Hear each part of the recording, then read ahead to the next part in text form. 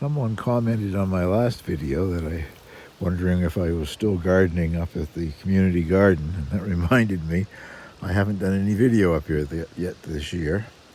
These are the same varieties that I'm growing in the 10-gallon containers at the house.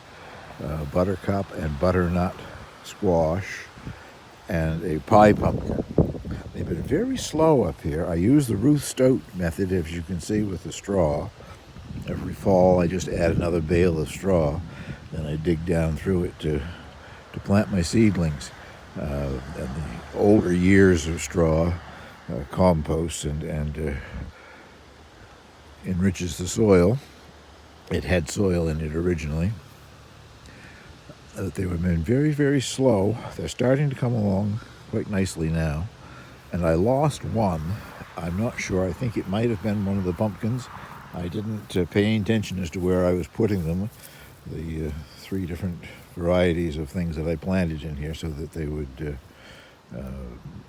be close to each other, different varieties, so there would be a chance of male and female flowers at the same time for pollination. This is where I lost the one. And I had some seed, very old seed, an Italian summer squash called Tromboncino. If you don't know what a Tromboncino looks like, I'll put a link in the description below the video on YouTube. If it actually grows and produces, it will be quite a novelty here. Let's take a look at some of the other plots. This plot is all potatoes. A good friend of mine, next to my plot, always has a nice plot of potatoes. They seem to be further back than mine, but that's good reason for that. He didn't plant his until probably 3 or 4 weeks after mine were in the ground, but they're coming along nicely now. He usually has 2 varieties. Yukon Gold. I see a tag over there that says Red Pontiac. So Yukon Gold and Red Pontiac usually. What was interesting about it last year, one of the 2 varieties had lots of blossoms, the other one never bloomed. It must be just the difference in the varieties, I guess. A lot of these plots, I don't know who owns them. This one has got some good-looking tomato plants. Got them staked, and I see blossoms on them, so I'll be interested to see what varieties they are later on when they produce, I guess.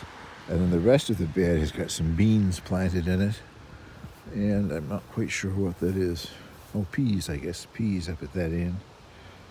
But, as I say, I don't know who owns most of these. No idea who owns this bed, but they do the same thing every year. They grow a lot of garlic.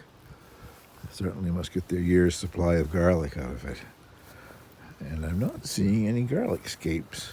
This is the time of year when you should see garlic scapes, unless they've planted a softneck variety. Softnecks don't have scapes. That's interesting.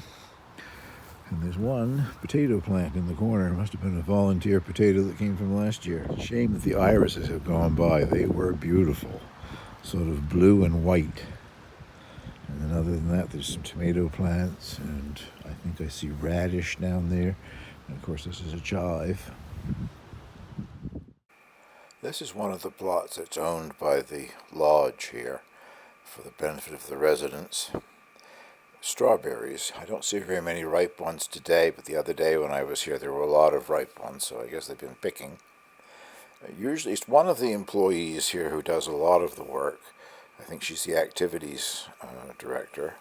And then frequently I have a long conversation with one of the residents who's out here weeding, so she does a lot of work in the plots as well. A chive that's finished blooming in this one. A couple of short rows of peas.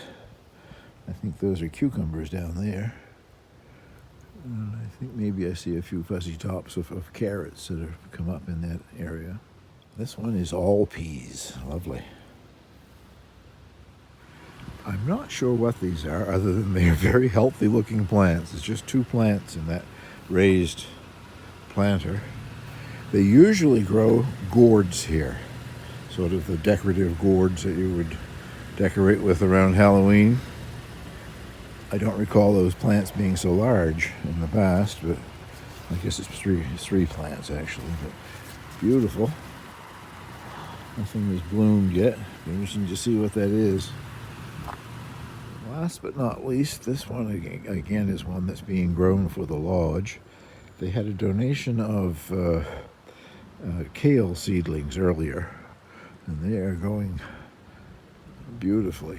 Nice big healthy looking plants. I do see some cabbage loper damage, but that you have to expect with any brassica, I guess. Well, I'll get this uploaded. Thank you very much for watching.